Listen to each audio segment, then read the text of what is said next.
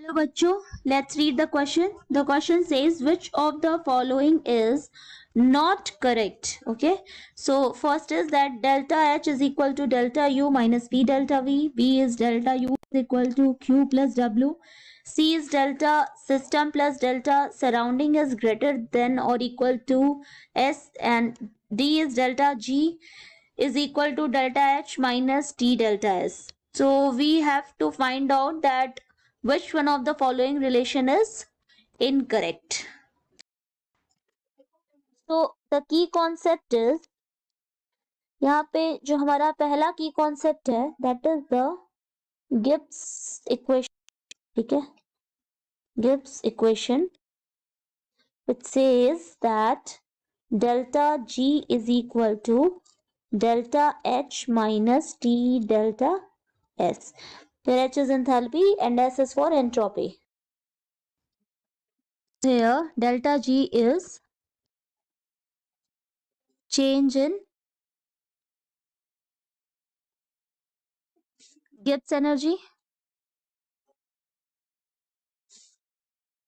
delta H is enthalpy change of reaction, T is temperature and delta S is entropy change.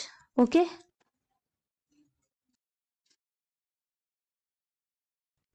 Now हम second equation देखें तो second की concept है हमारा that is first law of thermodynamics. So first law of thermodynamics. Okay, इसको किस equation से represent किया जाता है that is delta U is equal to Q plus W. तो यहाँ पे डेल्टा U क्या है? Change in internal energy. Okay, Q किसको रिप्रेजेंट कर रहा है? Q है heat and W is work done.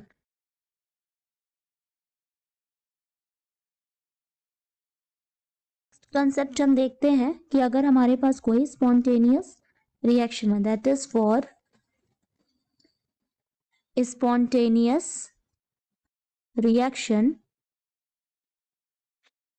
ये क्या हो जाता है? ये हो जाता है डेल्टा S जो सिस्टम का है प्लस डेल्टा S जो सराउंडिंग का है.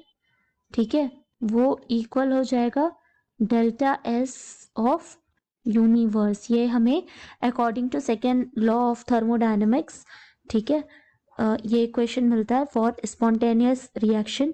या फिर क्या हो जाएगा कि delta S that is entropy change for system and entropy change for surrounding is greater than और equal to entropy change of universe.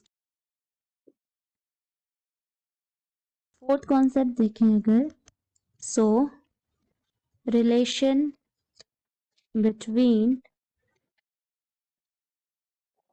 delta H and delta U. ये रिलेशन होता है delta H is equal to delta U plus P delta V. Basically ये हमारा क्या होता है?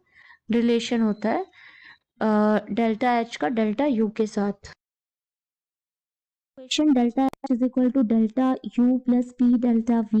ये इक्वेशन हमें कहाँ से मिलता है? एक्चुअली ये मिलता है हमें फर्स्ट लॉ ऑफ थर्मोडायनेमिक्स से. So first law of thermodynamics में इक्वेशन क्या होता है? Delta U is equal to होता है Q प्लस W. ये हमारा पहला इक्वेशन है. ठीक है, एंड W क्या होता है? वर्क डन क्या होता है? ये होता है माइनस P डेल्टा V. ठीक है, ये हमारा दूसरा equation. And Q at constant pressure, Q at constant pressure क्या हम बोलते हैं इसको? हम बोलते हैं इसको डेल्टा H. सो इन तीनों इक्वेशन को अगर हम पुट करेंगे तो क्या आ जाएगा? हमें मिलेगा इन तीनों इक्वेशन से delta H is equal to delta U plus P delta V. Now हम अपने क्वेश्चन पे आते हैं।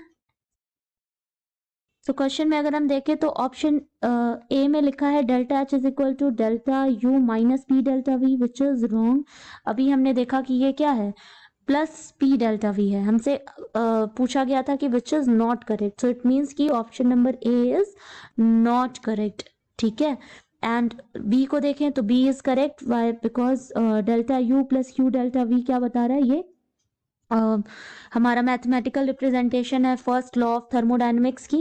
एंड ऑप्शन सी में क्या बोल रहे हैं कि ये अभी हमने देखा कि यस स्पॉन्टेनियस रिएक्शन के लिए क्या होता है कि जो सिस्टम की एंट्रोपी है चेंज है एंड सराउंडिंग की एंट्रोपी चेंज जो होती है वो ग्रेटर देन होती है या इक्वल होती है पूरे यूनिवर्स के एंट्रोपी से। ठीक है, एंड डी भी हमारा करेक्ट है बिकॉज ये हमारा क्या है, गिब्स इक्वेशन है, गिब्स हेल्महोल्ट्ज इक्वेशन है, that is delta G is equal to delta H minus T delta S. So it means की the final answer is option A, that is option A is not correct. Hope you understand it well. Best of luck.